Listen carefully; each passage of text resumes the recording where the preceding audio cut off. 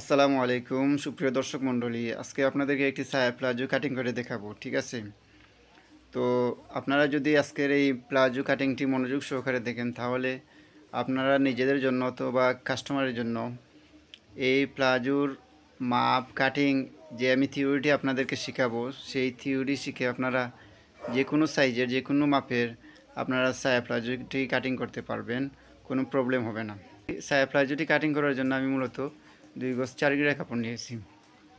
2 গজ 4 গিরা কাপড় দিয়ে আমি আজকে এই প্লাজোটি কাটিং করব। তো ভিউয়ার্স, মনোযোগ সহকারে আপনারা দেখতে থাকুন আর একটু ফলো রাখবেন আমি কোন জায়গায় কোন মাপটি দেই। পাশাপাশি আজকে এই প্লাজোটি কাটিং শেষে আপনারা নিজেরাও ট্রাই করবেন,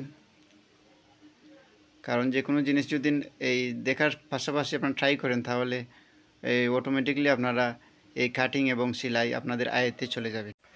তো দর্শক, এখানে আমি মার্কটি করতেছি সেই মার্কটি হলো এই রাবারের জন্য আমি মার্কটি করলাম 2 ইঞ্চি এক্সট্রা কাপড় নিয়ে এই মার্কটি করতেছি।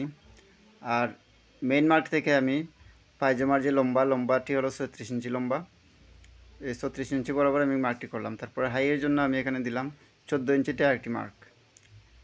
আর মুড়ির যে সেলাই হবে সেলাইয়ের জন্য আমি 2 ইঞ্চিতে আরেকটি মার্ক করলাম। তো এই মার্কগুলো আমি সোজাসুজি করে টেনে নিব।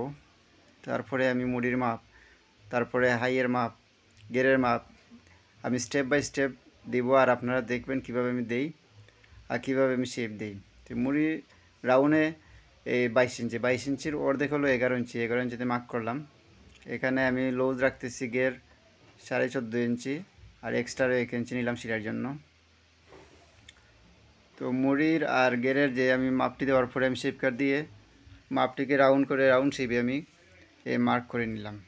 ঠিক আছে, এখন যে মাপটি আমি আপনাদেরকে দেখাবো সেই মাপটি হলো, এখানে গের আমার 14.5 ইঞ্চি হয়েছে। ঠিক আছে, 1.5 ইঞ্চি আমি এক্সট্রা ভিতরে রেখে এখানে যত ইঞ্চি হয়েছে আমি 12.5 ইঞ্চি, কোমরে আমি 12.5 ইঞ্চি দিব। এই মার্কটিকে আমি সোজাসুজি করে টেনে তারপরে আমি যে হাইয়ের যে রাউন্ড আছে রাউন্ডটি দিয়ে দিলাম। তো টোটালি আমার হাই হলো 14.5 ইঞ্চি। তো এখন দেখেন আমার কিন্তু মার্কটি করা শেষ হওয়ার পর আমি আপনাদেরকে আবার আমি বুঝিয়ে দিতেছি। হাই হলো 14 ইঞ্চিতে মার্ক করলাম আর লম্বার মাপ 36 ইঞ্চিতে, মুড়ি 22-এর অর্ধেক 11, 1 ইঞ্চি এক্সট্রা, আর গের হলো 14.5 এক্সট্রা নিলাম আর 1 ইঞ্চি, তারপরে এখানে 12.5 ইঞ্চি কোমর। ঠিক আছে, তো আপনাদেরকে একটু আর্ট করে দেখাই তাহলে আপনারা একটু ইজিলি বুঝতে পারবেন।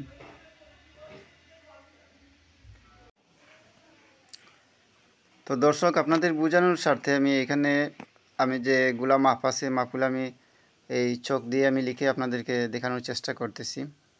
আশা করি আপনারা এই মাপগুলো দেখে আপনারা অতি সহজে আপনারা বুঝতে পারবেন, সেই লক্ষ্যে আমার এখানে আর্ট করা। আমি চেষ্টা করি আপনাদেরকে যত ধরনের সহজ নিয়ম আছে সহজ নিয়মে আপনাদের যে কোনো জিনিস যে কোনো মাপ আপনাদেরকে বোঝাতে। ঠিক আছে, তো এই যে দেখেন হাই 14.5, গেরো 14.5, কোমর 12.5, এখানে মুড়ি আছে এই 22-এর অর্ধেক 11, আর লম্বা 36 ইঞ্চি।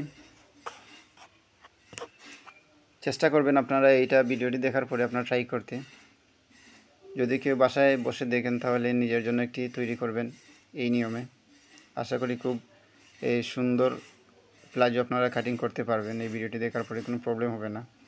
আর একটু সাহস করে কাটিং করবেন। যদি আপনারা সাহস হারিয়ে ফেলেন তাহলে কিন্তু কাটিং কিন্তু সাহস করতে হয়। যদি মনে করেন যে কাটিংকে হিমালয় পর্বতের মতো, তাহলে আমি এই বলে রাখি আপনারা কোনোদিন কাটিং শিখতে পারবেন না। সবসময় ইজিলি মনে রাখবেন, এত হার্ডভাবে নেবেন না, তাহলে আপনারা কাটিং শিখতে পারবেন। ঠিক আছে, তো দেখেন আমি প্লাজোটি কিন্তু কাটিং করে আমি আপনাদেরকে দেখিয়েছি। তো এখন চলে যাব আমি মেশিনে গিয়ে কীভাবে আমি মুড়ির সাইড সেলাই মারি, কীভাবে সাইড সেলাই মারি আমি আপনাদেরকে খুব অল্প সময়ে দেখানোর চেষ্টা করব, আর আপনারাও দেখে চেষ্টা করবেন শিখতে। তো এই দেখেন এই পায়জামাটির উপরের অংশ আমি আপনাদেরকে দেখাইতেছি। এইভাবে আমি নিচের অংশটুকু এনে আমি ফার্স্ট টাইম একটি পায়ের মুড়ি যে আছে মুড়িটি আমি সেলাই করব। পাশাপাশি পায়জামার সাইড সেলাই কীভাবে দিই আপনারা একটু ফলো রাখবেন, দেখবেন।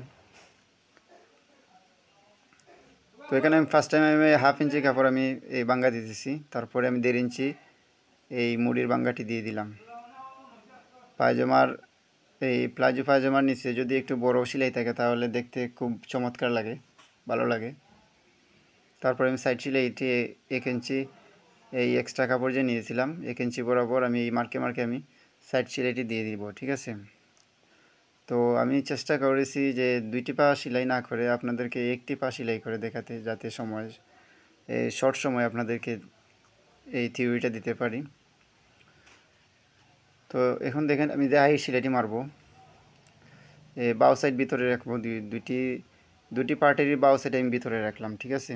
আর উল্টা সাইড বাইরে রেখে আমি মূলত সেলাইটি ধরবো। এই যে দেখেন, একটু মনোযোগ সহকারে ফলো করে দেখবেন, তাহলে শিখতে পারবেন। এখানে নতুন যারা আছেন একটু খুব হিমশিম খান এখানে এসে। আর মাঝের যে সেলাই আছে, সেলাইয়ের 2টি মাথা কিন্তু মুড়িয়ে নেবেন, তাতে করে কী হয়, হাইয়ের যে রাউন্ডটা আছে খুব সুন্দর হয়, কোনো টান ভাব থাকে না। আর দর্শক, আমি আসলে এই পায়জামাটির এই রাবারের যে সেলাইটি, রাবার ফিটিংসের যে সেলাইটি আমি আপনাদেরকে দেখাবো না, কারণ অলরেডি আমার চ্যানেলে রাবার ফিটিংসের A to Z একটি এই ভিডিও আপলোড করা আছে, আপনারা চাইলে দেখতে পারেন। আজ তাহলে এই পর্যন্ত, ভালো থাকেন। আসসালামু আলাইকুম রহমতুল্লাহ।